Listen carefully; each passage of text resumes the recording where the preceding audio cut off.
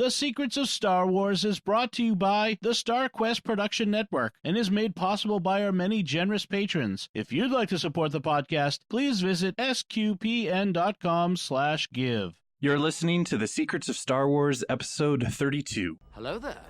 It's a power that Jedi have that lets them control people and make things float. Impressive. Every word in that sentence was wrong. Help me, Obi-Wan Kenobi. You're my only hope. This station is now the ultimate power in the universe. I find your lack of faith disturbing. It's against my programming to impersonate a deity. That's not how the Force works. Force is with me, and I am with the Force, and I fear nothing. Remember, the Force will be with you, always. Hey everybody, I'm Father Andrew Kinstetter, aka Father Fett, and you're listening to The Secrets of Star Wars, where we talk about everything connected to that galaxy far, far away. Today we are discussing Chapter 7 of Star Wars The Mandalorian, titled The Reckoning. And joining me on the panel today are, first of all, Thomas Sanjurjo. Hey Thomas. It's good to be here. Absolutely. Second up this evening, we have Angela Ciolana. Hey Angela. Hello everyone. And last this evening, we have Mike Creevy. Hey, Mike. Still can't believe I'm on this show. Andrew Hermes is not able to join us tonight, but he will be joining us next time. So this evening, we are going to be talking about Chapter 7 of Star Wars The Mandalorian, The Reckoning. It was released last week on Wednesday before The Rise of Skywalker hit theaters. And listeners, just so that you're aware, we are not going to at all be talking about The Rise of Skywalker in this episode, so feel free to listen without any fear of spoilers. However, if you have not seen Chapter 7 of The Mandalorian, go watch that before joining us on the podcast. We're going to spoil that really well. We're really ruin that for you. Yeah, so the title for this one is called The Reckoning, and Disney's summary statement of it is this: an old rival extends an invitation for the Mandalorian to make peace. What'd you guys initially think of the episode? I was shook, as the kids say. Yeah, I say that because literally when we realized that I figured it out pretty early on that it was going to be a trap. And I think Kara also, as they go on, she says, this is a trap, right? So literally, like when Mando decides he's going to go in and take this mission or whatever, I started shaking, like physically. I was so invested in this episode. It was great. Did you notice that? I think Oh, sorry. This one's an interesting one because I think that one of the things that we've been sort of hinting at, complaining about the last few episodes is it's too episodic. It's not really tying back into that main storyline. And it built to this moment. Like this moment would not have been as much of an investment if it hadn't been like, oh, okay, when are we finally going to get back to this main plot line? And now we did, and we're like, no, wait, don't go back to the main plot line yet. Keep doing the episodic stuff. That was good. That was fine. Well, and that they, just even the first like 3 or 4 minutes, like just step by step with different characters and stuff, like, so that's why they did that. Or like, oh, okay. Right. So even those episodic ones that we didn't necessarily know why they were doing that, it was nice to see some of these characters coming back. It sort of was like a who's who of the Mandalorian episode. You kind of meet all these characters throughout the way, and then you haven't seen them in multiple episodes, and let's bring them all back together.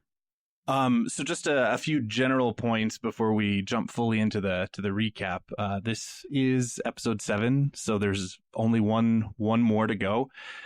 This was very much the only one that I found that felt it was a setup for a sequel. It was a 2-parter. Mm-hmm. All the other episodes, even though they've sort of tied into each other, this is the first one that's very clearly a 2-parter, ending on a cliffhanger. The other fun thing about the production behind the scenes is this episode was also directed by Deborah Chow, who also directed Chapter 3. And we finally get to meet the big bad of the season, the villain, Moff Gideon. And I found him interesting to a point. We don't know a whole lot about him, but I immediately connected him to Gideon from the Old Testament. I don't know if you made that connection. He's one of the Gideon is one of the famous judges in the Book of Judges in the Old Testament, who the judges were basically, they were military leaders in Israel before the kingdom is established under Saul and King David. So there's at least a connection from a military standpoint, that they were both sort of leaders of military factions, and that may be as far as the connection goes. But well, there's no emperor right now, so you could kind of say it's like there's no king, in Israel. Right. There's no emperor. So we've got the New Republic and the fraction of the empire, sort of as the Israelites and the Moabites and the various. Right. So, okay, well, then to just jump into the recap, then we start off this whole episode with the Mandalorian getting a transmission from Greef Karga, inviting him back to Navarro to take out the client. He tells the Mandalorian that the client has increased the ex-Imperial presence on Navarro and has instituted this tyrannical rule over the city, and it's impeding the guild's activities. So Greef Karga sees him as an enemy and sees the Mandalorian, at least we assume, and that's kind of what's presented, is that he sees the Mandalorian as a way to come back to Navarro and take out the client, which would be good for both involved. The plan is to sort of use the child as bait, kill the client, and that would give Greef and Mando both what they want. And it would lift Mando's need to live in exile. And so Mando receives this transmission, and he obviously makes the decision to at least go along with the plan to some degree, but he has to make a few stops before he heads back, which is... Yeah, well, I like that moment, too. There's a moment right there where he makes the decision. The decision's not about him. The decision is clearly not about going back to any kind of life he knew. The decision's not about, trying to get back in with the guild or anything like that. He turns around and he looks at the child, and that's the decision. He can't keep doing this because it puts the child at risk.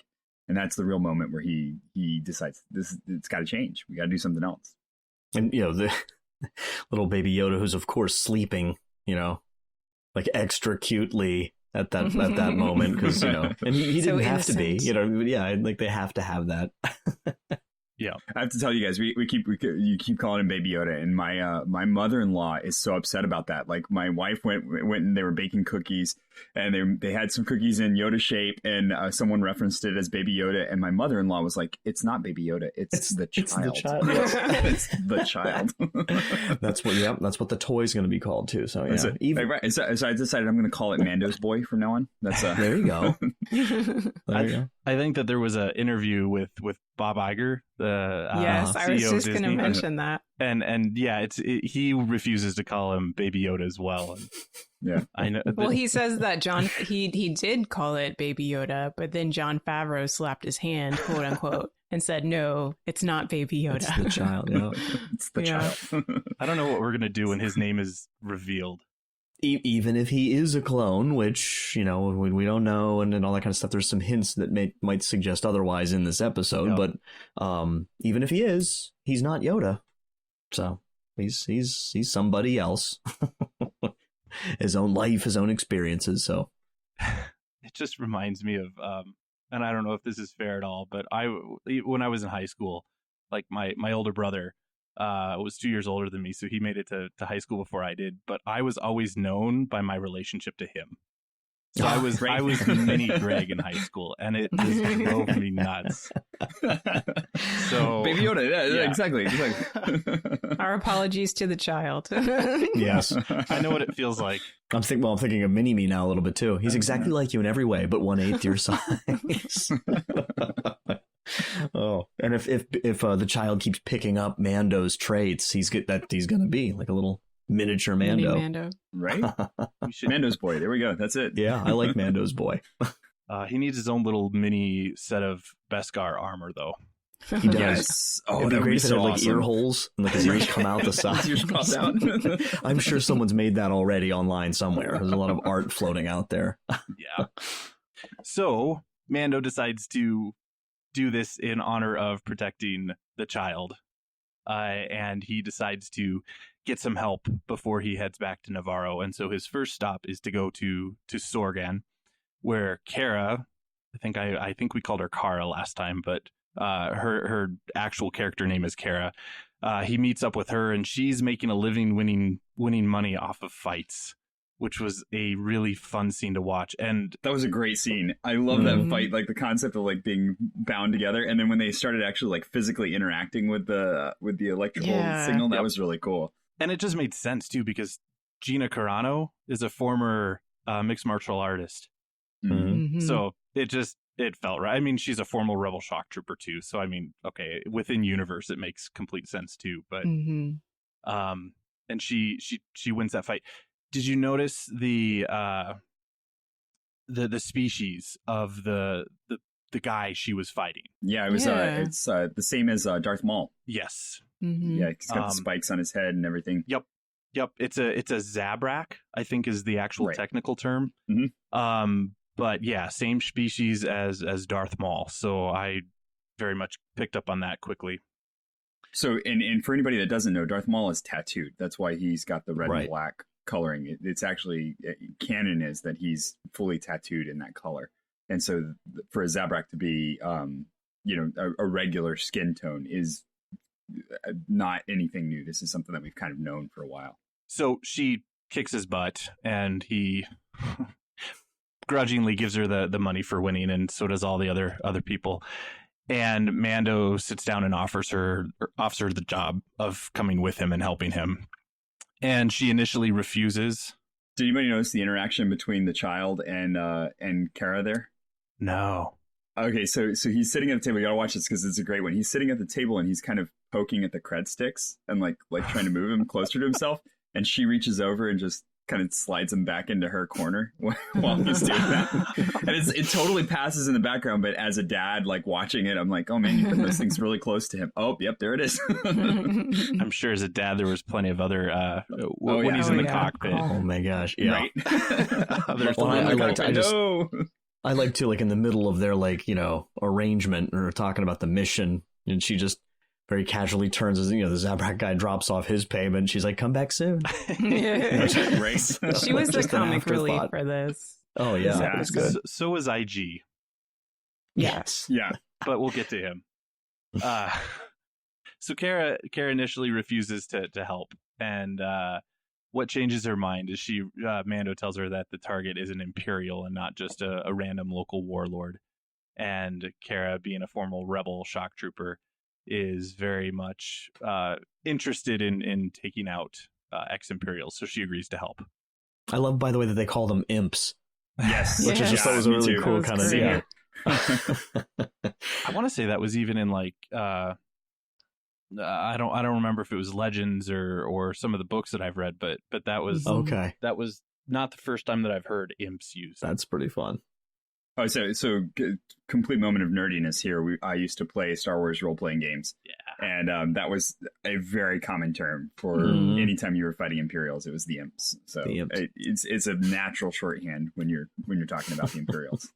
Yeah. So then the next scene up is Kara and Mando on the ship, and Mando takes Kara down to check out all the guns, and we have this. Kara asks if Baby Yoda's okay in the cockpit alone, and Mando is apparently not a well-seasoned dad quite yet. Yeah, like he still doesn't get it. Like it's not the first time this sort of thing has happened. Can you see his little head peek down? Like, can you come get my toy for me? No, okay, I'll get it myself. Which I have to say is like when you're watching this with a 2-year-old, because he's been watching it with us, and he was like, that was his favorite moment. He was like, "Oh, look, the baby! It's there." So he knew exactly what was going on in that moment right there. And it was funny to just see him like grab the I don't know if it was a throttle, but whatever that lever was, and he was just having a heyday with it. So so then Mando decides both Mando and Kara decide that someone needs to watch Baby Yoda, because this is not going to work if they just kind of let him do things on his own. And Kara asks Mando if there's anybody he trusts, and he says yes. And then we see him fly and land on Arvala 7, which is the planet that we haven't seen since the first three episodes of The Mandalorian, where Queel is, the Ugnaught that helped him earlier on in the season. And it's at this point that Mando, Kara meet up with Queel, and Baby Yoda's there. And it's at this point that we have a dialogue or a conversation happening about Baby Yoda from Queel, who's looking at him. And he makes the comment that he hasn't grown much. And I kind of picked up on that because that seemed to be a very clear indication that a decent amount of time has passed since he's seen Queel. I don't know how much, but definitely a decent amount. And then we have another sort of interesting comment from Queel, who's looking at Baby Yoda, and he makes the comment that he doesn't think that Baby Yoda is cloned or engineered, and he calls him too ugly. Which I don't know if that was like a meta comment or not, but because at least everybody on this side of the screen thinks Baby Yoda's adorable. But well, and then he turns around to Kara and says, "Now Kara, about Kara, that Kara does look cloned, and like she, so apparently she is of that perfect nature of a clone." And I thought another interesting interaction here too was that the Mandalorian calls him an Ugnaught, and he says, "I have a name, Yeah. But he's been calling the Mandalorian the whole time, and like no qualms about that. But he's never been offered a name also. So true. That's kind of good point. The way the Mandalorian deals. And I don't think we actually heard Queel's name mentioned in the earlier episodes. We just we picked it up from StarWars.com or something.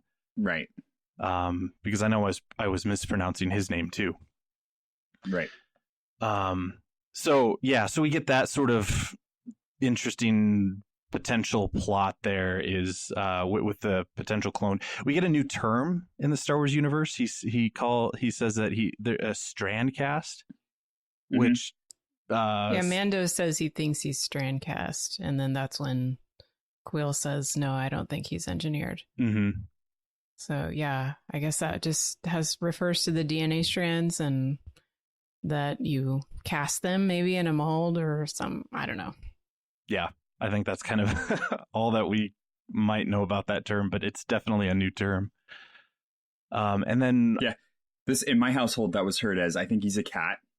And I said, wait, okay, stop, everybody stop. We need to rewind this. And actually, because I think that's an important so I'd actually rewind the episode a few bits and like listen to it again because there was a lot of chatter going on at that moment. I'm like, everybody be quiet, stop. Let's listen to the actual word. Do you watch it with the captions on? No, but I'm debating trying to. My wife doesn't like to because she gets distracted by the captions. Sure. And I'm like, but I actually like want to read this stuff so that I can see what they're saying most of the time. Yeah. So I end up watching it myself a lot of times with the captions on to try and catch up to everything afterwards. Fair enough. And then we have IG-11 pop his head into the dwelling and offer tea, which was so bizarre to see. Mm-hmm. Yeah. I'd stopped hoping that he'd be back. But I mean, he's so prominently featured. Like when you go on Disney Plus to like the main course kind of placard thing, I mean, he's right there. So I was hoping a little bit.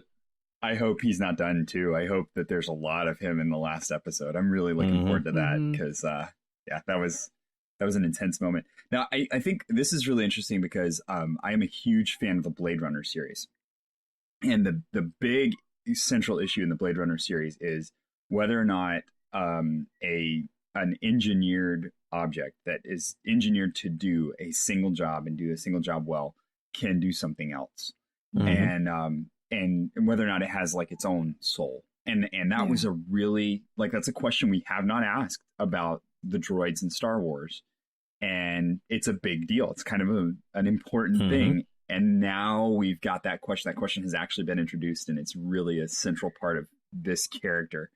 So that's going to be really interesting to see how that plays out. And I wrote that quote down because Queel said droids are not good or bad. They are neutral reflections of those who imprint them. Which, of course, Mando has some issues with because of his background. We've seen a little bit of. But it's I think there's some carryover to the child, too. Right. You know, because it's like, who's he, you know, like, and again, like, you know, some of the stuff we've seen with, and I don't want to ruin it, we're not there yet, but just some of the stuff in this episode, it's like, he's got a power. What's he going to do with it? You know, who's going to help guide that? Yeah. Yeah, I think they spent a lot of time telling the story about how IG-11 was reconstructed. And I think it is going to end up being important. I think just in this episode, it really developed the character of Quill. I think we had already gotten the sense of his like wisdom. But I think just the way that he spoke about, you know, he found it. I don't know what exactly, I didn't write down the initial thing that he said, but he recovered it and it was like devoid of any life, I think is what he said, or sign of life or something. And I thought that was so interesting, like, because in the past, George Lucas always said like, well, people just think of droids as like toasters, like, you know, except for C-3PO and R2-D2, that's what made them special. And so for Quill to see a droid as something that has some kind of life and that it developed a personality after he, you know, reconstructed it and he was teaching it, I just kind of saw him as like this, even though he doesn't, and we'll get to it, he doesn't know the Force exactly. He doesn't seem to have that concept down, but I still see Quill as that wise mentor character that is in touch with the Force in some way, even though he cannot verbalize it.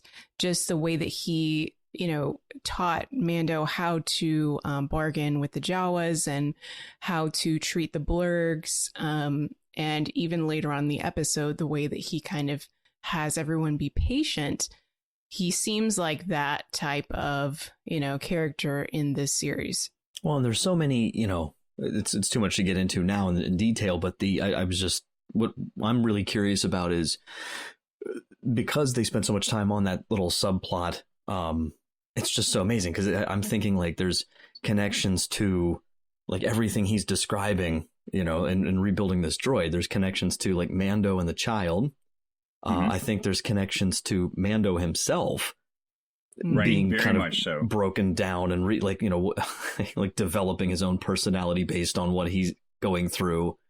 So just, yeah, there's a lot of, I mean, like it's like, well, it's for everybody. He's been imprinted. He's imprinted into the Mandalorian society. That's his whole shtick is exactly that thing. You know, he was a child who was found and he had nothing. And he's been reimagined into this thing that is this universe-spanning kind of religion. But that's oh yeah, no, go ahead. Oh, I was just going to say that's it's important for his relationship with droids in general as well, because he continues to say that droids have a nature, that they're built for a purpose, and that's their nature. I loved the whole philosophical aspect of this whole thing because it really gets into that idea of, are you who you are by your nature, or are you who you are by nurture, the nature versus nurture sort of idea, you know? And I think as Catholics, we would say that there's a bit of both. Like we are inherently by nature made in the image and likeness of God, so we're good, but we also have the element of the environment around us, how we're raised. The nurture aspect, you know, often determines, you know, how we see the world and what we decide to do and how we act. So there's a bit of both, and I love that dynamic, and to kind of play that out. And Mando sees IG-88 as like nature only, like he is a killing machine. Period. Doesn't matter that Quill took his time and taught IG-11. You know, to be a protocol droid and a serving droid, which was another interesting point there. And then that whole the flashbacks with Quill and IG-11, he makes the point that he tells Mando that he taught IG-11 with patience and affirmation, right? And I thought that was really cool because that's one way to teach versus fear, and so so IG-11 very likely, I suspect, is a much nicer droid than he would have been otherwise because of that, and I thought that was a cool thing to show.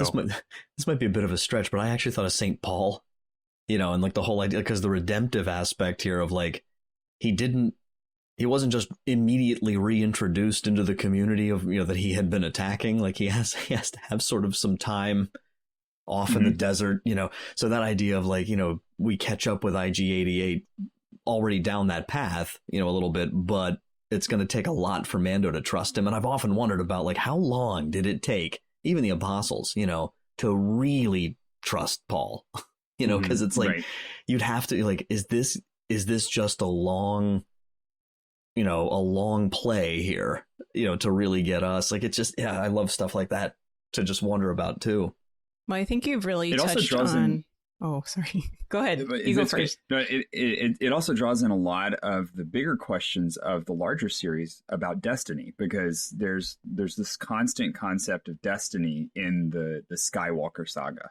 And you're destined to do this. There's a destiny of the bringing balance to the Force, and this droid was destined in this particular case to go and kill the child.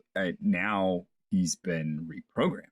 What does that do to his destiny? And that's a really neat question to ask. Yeah, and I was going to say, I really saw this episode as bringing out this idea of a second chance. IG-11 gets a second chance. Kuil talks about how he bought his freedom and now he's living a free life.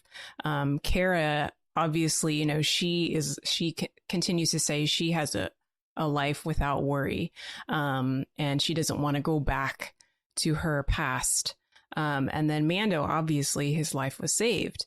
And later on in the episode, we also see Grief Karga get a second chance at life. So it's like this band of people who have this second chance, and what are they going to do with it? And part of that whole process is, like you were saying, Mike, is that idea of trust. It's like if somebody has made mistakes in the past and they go on a different path, are you going to decide to trust them? And that is a key element for the Mandalorian in this episode. And I just love that idea that we are not defined by our past. And I forget exactly the quotation here, but is it every sinner has a past and every saint has a future? Did I get that right? Other way around. Every saint has a past, and every sinner has a future. Yep. And it's that whole idea that okay, we may have made plenty of mistakes, and of course we all have, and we can see it, within the Star Wars universe too. IG-11 and Kuil, serving, even though it was sort of an indentured slave, he was serving the Empire. He refuses to let that be the definition of who he is. And IG-11, you can see the same thing. And of course, he's not seeing it about himself, but he's not the same droid that he was. And I love that dynamic, because that's just a truth of all of us, that we're not defined by the past mistakes that we've made, but we are defined ultimately by the fact that we are made in the image and likeness of God, and we're beloved sons and daughters of God. And then we have, the future in front of us. There's also a really big element that we haven't seen play out yet, but I'd love to see. And it was very well illustrated, I think, in like a slight moment at the very end when you had the Mandalorian of that T interaction, right? Where you have the Mandalorian staring at IG-11. And you remember the person that shot him was the Mandalorian.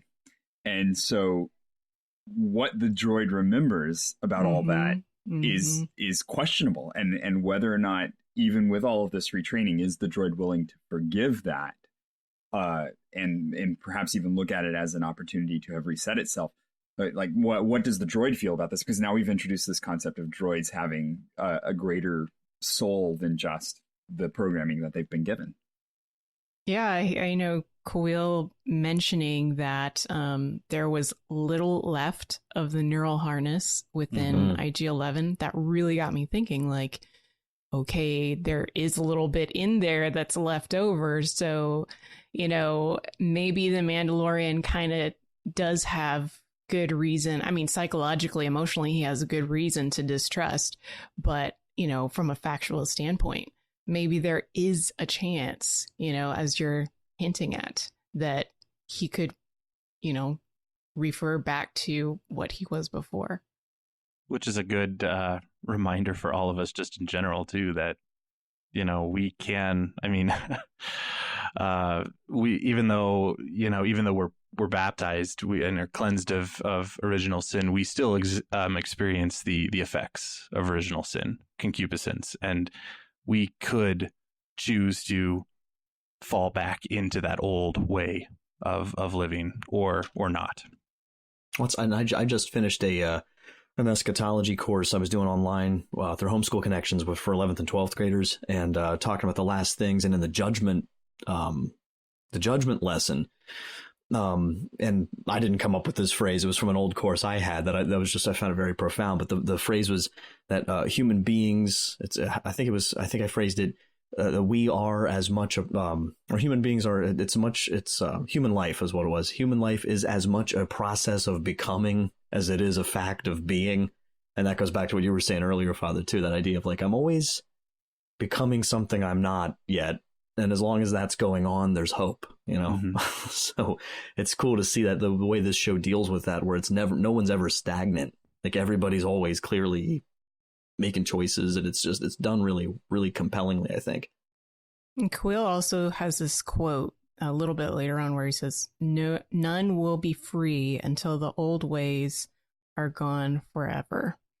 And it kind of harkens to this overall concept, as you were saying, about how in Star Wars, it's like, okay, we've got to get rid of the dark side people. We've got to get rid of the Empire, and then we'll be free.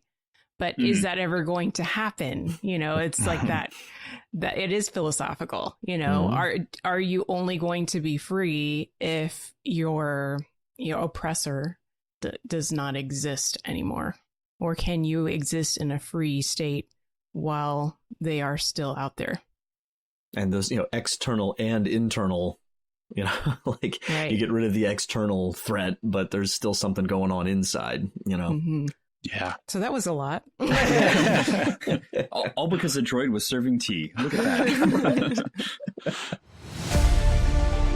This is Dom Bettinelli, CEO of SQPN, with a special message. The StarQuest Network is fulfilling its mission to explore the intersection of faith and pop culture, and in the past year we've reached stunning new heights. Our programs are reaching broad new audiences with a message that helps us discern good entertainment, make sense of the world, and share the gospel with others. We continue to launch new shows and bring back great shows. We just relaunched Secrets of Star Wars, which comes at the perfect moment to capture the excitement over the new show, The Mandalorian, and the climax of the new Star Wars movies. The support of our audience is vital to this work and has helped us grow closer to meeting our financial obligations. For that, we are very grateful. But we still need to close the gap. Every new gift extends our deadline, but until we eliminate our deficits, the future of StarQuest and your favorite shows remain in question. This is why it's crucial we hear from you this Advent and Christmas, the time when nonprofits receive most of their support for the year. If you're already a supporter of StarQuest, we are very grateful, and we ask you to prayerfully consider increasing your support at this time. If you are not yet a supporter, please become one now. We urgently need your help, and every gift counts. Could you give $15 or even just $10 per month? That lets us provide more than 40 hours of professionally produced shows with compelling content. We have special thank you gifts for donors at several giving levels. If you are a business owner or just want to provide a leadership level of support, we now have a special giving level for sponsors, like in public broadcasting. For $500 per month, you or your business can sponsor one of of the shows on our network. Listeners will hear a message in every episode thanking you for your sponsorship and giving your website. We'll also have your name and link on the SQPN webpage and in the show notes of every episode during your sponsorship. Whatever level of support you can offer, whether large or small, please show your support for SQPN this Christmas, and remember that your gifts are tax deductible. Just go to sqpn.com/give.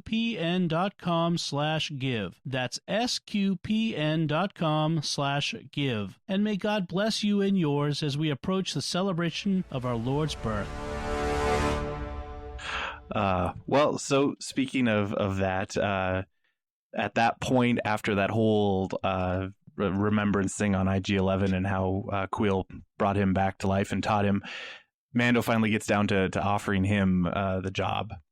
And Quill, basically, he turns him down initially, and but then decides to join him, not for the money, but to protect the child from imperial slavery. And then he demands that the blurgs are coming along, and we have the "I have spoken" line again. Then the next scene brings us back to the Razor Crest, and Mando and Cara are arm wrestling. And that was, first of all, I just thought that whole idea was fun. Like, who is more powerful? Yeah. Who has the better arm strength? And I don't think pretty dead even there. Right. Yeah. But Mando's in power armor. Like, right. He didn't even take off his armor for this. What is going on? Yeah. But maybe Yoda senses, or he thinks he's sensing that Mando is in danger, and uses the Force to start to choke Cara.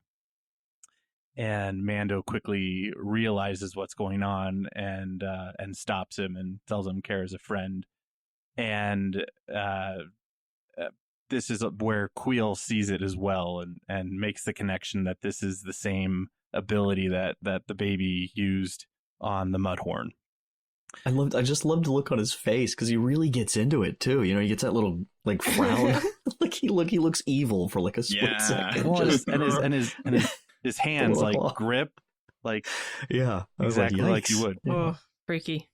You know what it actually reminded me of all things? It reminded me a little bit of some of those like some of the Gnostic like gospels.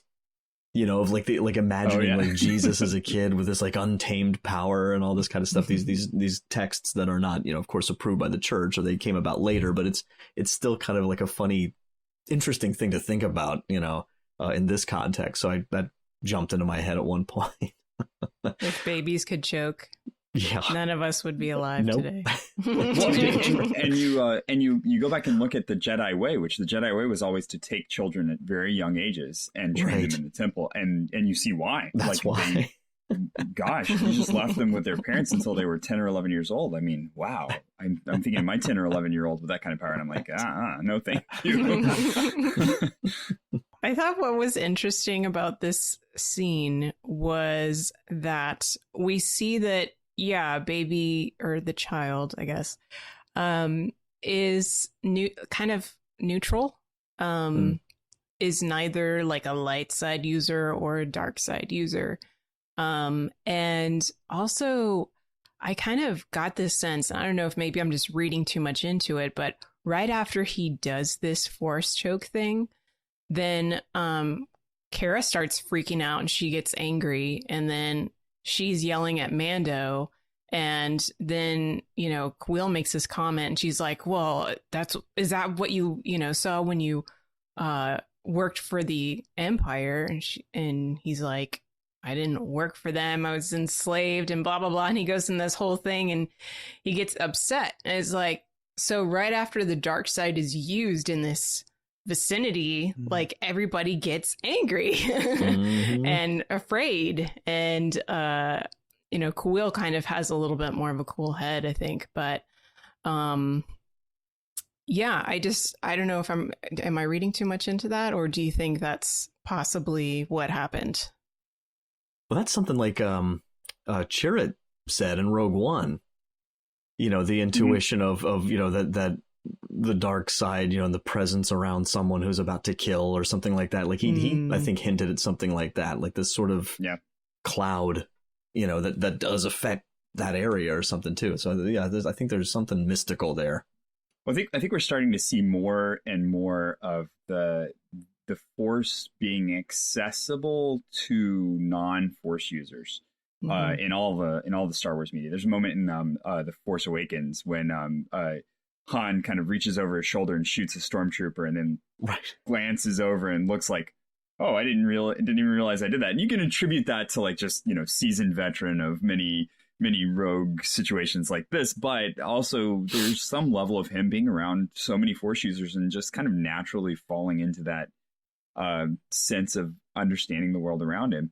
And I think we're starting to see more of that. So you see that with Kuiil, you see that with Trud, you see that with all of these characters that are just enough connected to the Force to have that sensitivity to it while they're not necessarily Force users themselves. But definitely there's a reaction to that moment. And whether you want to attribute it to just like the nervousness of being around somebody that can do something that nobody else in the room can do and can't do anything to stop, right? Or to the actual presence of the dark side. It's a really interesting question to ask about how everybody else in the Star Wars universe views the Force and the use of the Force. Yeah. That's a very fascinating question. I was just trying to think that, I mean, even I guess from on our perspective, if you can be influenced in how you act by who you hang out with. So like even on a human level, there's a similar sort of thing that if you're hanging around someone who is just a super angry person and selfish person, it actually can influence how you start to act and feel and respond to things. And so yeah, I think there's a very real thing here happening, with the spiritual world, but then within Star Wars, the Force as well. How it's used and Force powers that are inherently good or bad. The Force choking is definitely kind of inherently bad because it's an attack. It's a hurtful thing. It's meant to not just protect but do harm. So I think you've got that sort of dynamic happening there, and I didn't catch that until you mentioned it, Angela. But that's a really cool way to look at it. I'll have to go back and watch it. Well, I think it's really neat too to watch here, because if you've been watching the child throughout the whole series, he's been very, very intently focused on watching the Mandalorian. Like there's always a kind of glance back at him, and he's watching and he's seeing what the Mandalorian's doing. And this is the first point at which we've seen that really play out in his reaction to the world. And so he sees a moment here where he can use violence to solve a problem. And that's kind of the way the Mandalorian's been doing things, right? Is just using violence to solve problems.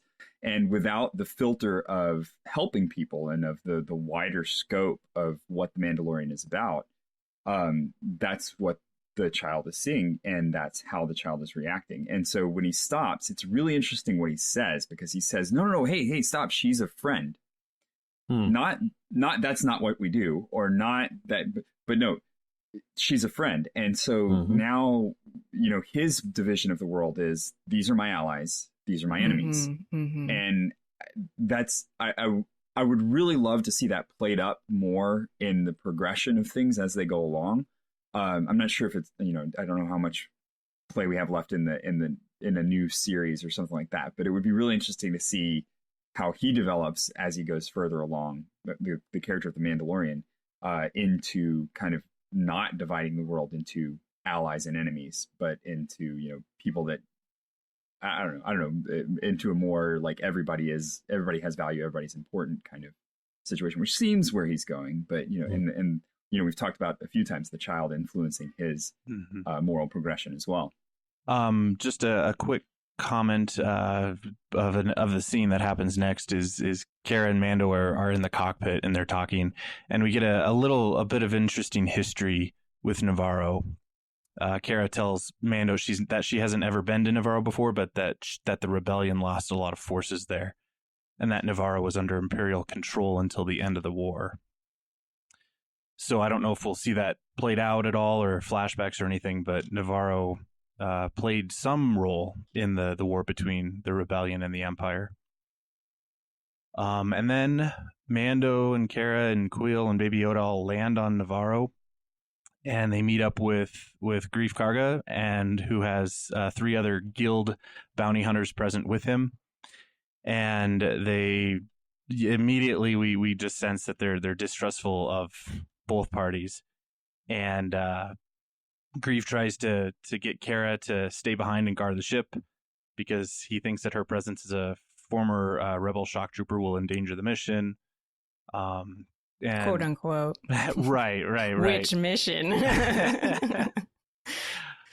Yeah, I had to. The second time I watched it, I was like, "Oh, I see what you're doing." Yeah. Greef is introduced to the child finally, and he has no idea what Baby Yoda is. And does anybody really? True. So they kind of get acquainted with one another, and then they decide to head towards the city. But they're going to have to camp along the way at nightfall, and then get to the city first thing in the morning. Do they even live on this planet? Thomas is shaking his head. I'm shaking my head. Do they even live on this planet? Like, what is going on here? I know. Because once you see what happens next, you're like, how can you camp out? You don't know. It's like lava. So I'm trying to justify it. I'm like, okay, they're going as off the grid as they possibly can. So they don't actually know this part of the planet, right? This part of the planet is like really, really foreign to them. And that's the only way I'm justifying what happens next, because what happens next is just absolutely wild. Like, what? I was surprised by the lava, though. I did not expect that to be present at all. And then, what happens next is they're sitting around the campfire, and they're attacked by these flying predators. It was crazy because Greef is like, trust me, nothing can go wrong. And literally at that moment... He just rips the goats right out of his hands, and like, what? Well, and they managed to get off with 2 of the Blurg and 1 of the bounty hunters. Mm-hmm. And Mando himself almost gets dragged off. Yeah, and I mean, those things are huge, and and they're putting up with a lot of gunfire too. Like that's there is no joke of weaponry between that group of people right there. I had sort of a like a deep reaction to it, because I just found myself instantly expecting the Nazgul dragon scream. Right. And I'm looking ready to plug my ears like, no, not again, please no. It's like, okay, good, they're not that.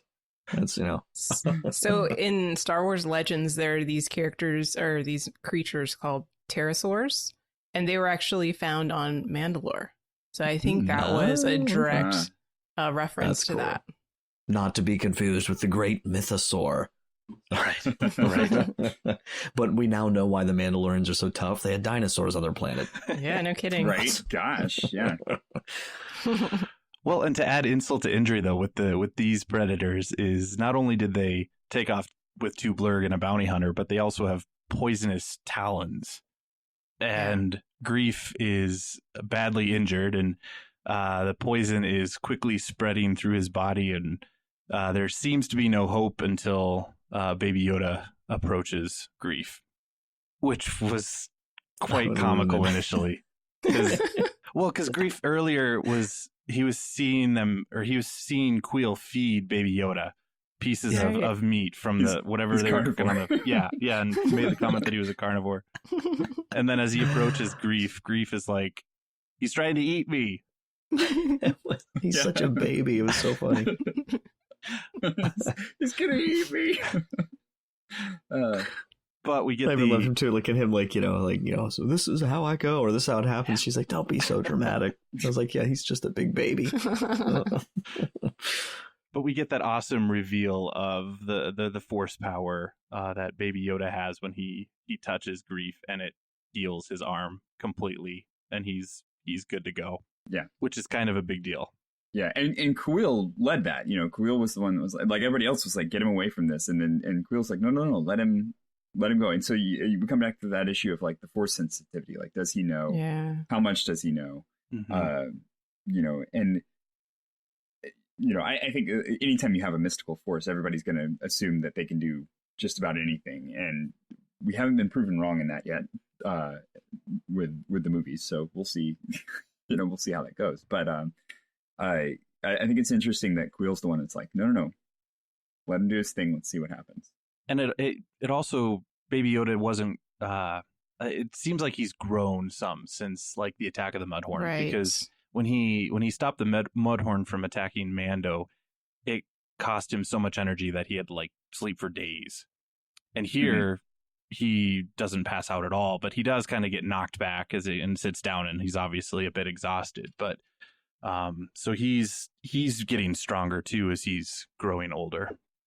So the next morning they all approach the city, and Greef finally reveals his cards, but not in the way that he originally intended. He shoots the other two bounty hunters that are following Cara and Mando, and reveals that the original plan was that they were going to kill Mando, take the kid to the client.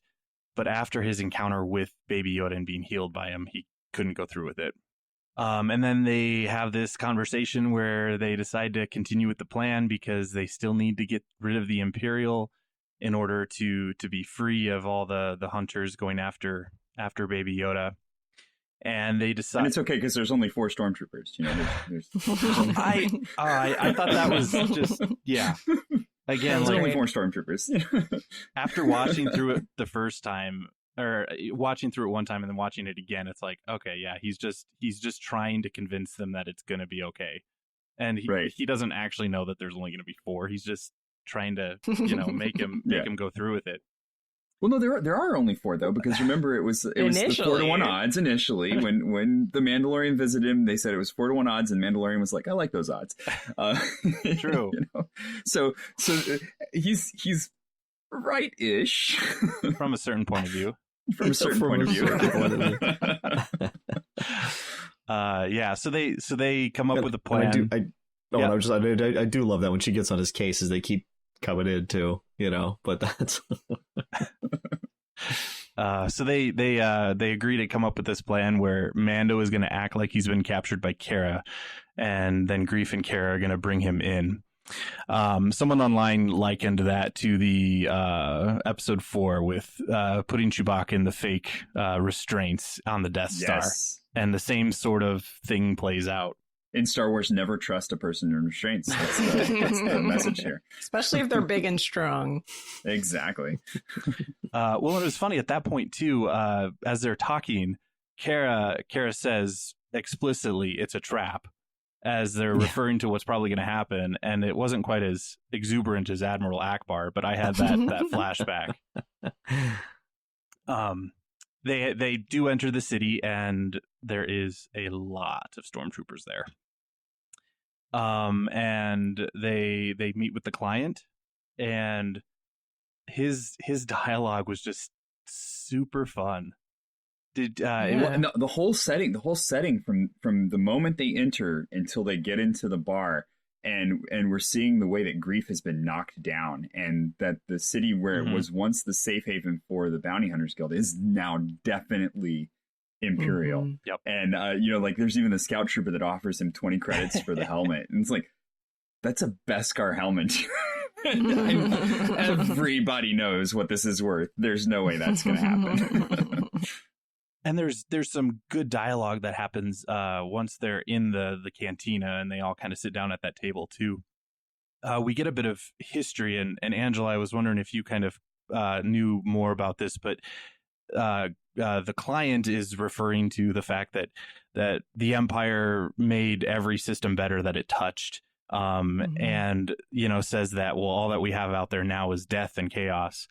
And he asks Mando, why did Mandalore resist our expansion? So we don't actually know in this window between Return of the Jedi and where we are now. We have no idea what has happened to Mandalore in canon. Okay. So that was our first clue. Because I couldn't remember. I'm sure it was some of that was at least touched on in Star Wars Rebels, but I need to go back and watch those episodes. And I just keep thinking like just the terror of the concept of having a conversation with Werner Herzog, or at least in this role, not him personally, but it's just like, because the dead, like the emotionless, just never, like he doesn't blink, and everything is in the same, just, may I offer you a libation? I'm like, okay, dude, that's terrifying. Like you just offered me a drink, and I'm just every scene that he's in, and it's not many. I love those. I love those scenes. He's just creepy. Well, and Grief's response to that question was great too. He says, "I'd be obliged." Like it's not even like, "Yes, I would like a drink," or no. What else am I going to say? Of course, I have to have a drink. Responds to the demeanor of the or the tone of kind of their the posture. No, it was just but it could be. Oh, go ahead. I was going to say it could be too just an assertive, a power assertion that his language is way more sophisticated than Grief or any of the others. And Grief is kind of meeting him on that level. But that was kind of and it's in sophistication. And again, like yes, the German accent helps. But I can't help but think more of these Nazi kind of connections of just these guys who are some of the most elite and most educated men on the planet coming up with such unbelievably, unspeakable evil and not even batting an eye at it. Like there's nothing wrong with it at all. And they're like cool and calculating and polite, and it's actually reminded me a little bit. And not quite the same way because he had a little more creepy humor in it, but I just lost his name. Christoph Waltz's character in Inglourious Bastards as well is just that horrifying. Like so that's a little bit different, but kind of in the same ballpark for me. It's the overwhelming evil of bureaucracy. That's I think that's always been the Empire's strong suit. It's just the banality of evil. Like it's just it's a stateroom. That's incomprehensible. All yeah. Well, and it's a direct contrast with the whole rest of previous of the episode because as we were talking about, this is a group of people who have accepted their second chance, and so they are asserting their own free will, whereas now they're meeting with the Empire, which is that sign of the fist, the power that is, he's talking about every system is improved and peace, stability, he's using these words like it is true peace for people to be essentially enslaved and under occupation. So then the next couple scenes happen in very quick succession. He wants to see the child, and they have that the little pod that Baby Yoda is not in. Forgot to mention earlier that they had decided to send Queel back to the ship with Baby Yoda instead of coming into the city with them. So Queel and Baby Yoda are headed back to the ship all during this time. And they kept the little pod, that floating pod that Baby Yoda was in.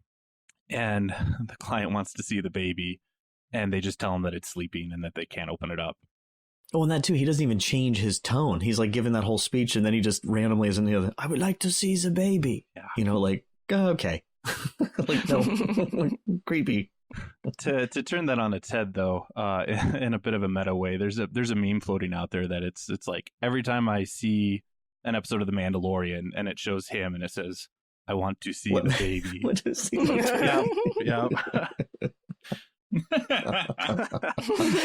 Oh man. It's true. It's true though. It's the only thing we have in common with him, hopefully. So he doesn't actually open the pod, but he gets a call from Moff Gideon, who immediately just orders death troopers to blast the cantina.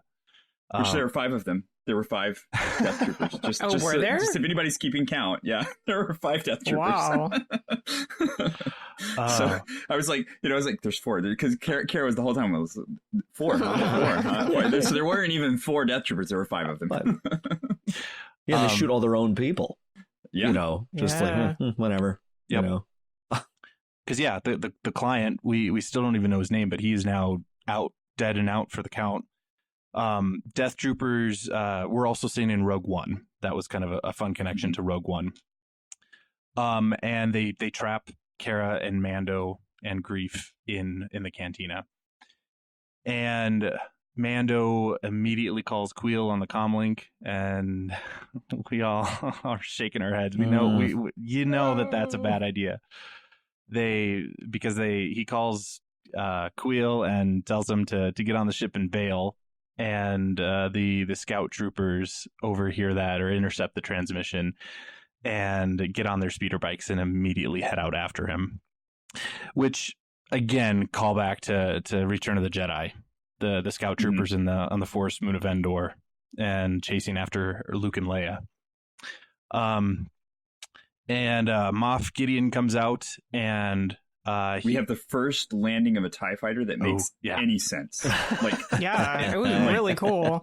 I was like, do they all do that? I've never seen that before. I was like, hey, they all land on their solar panels. Yep. Like the solar panels land on the ground, and the guy and this one, like the wings folded. I'm like, oh, okay, that's what I was expecting to see right there.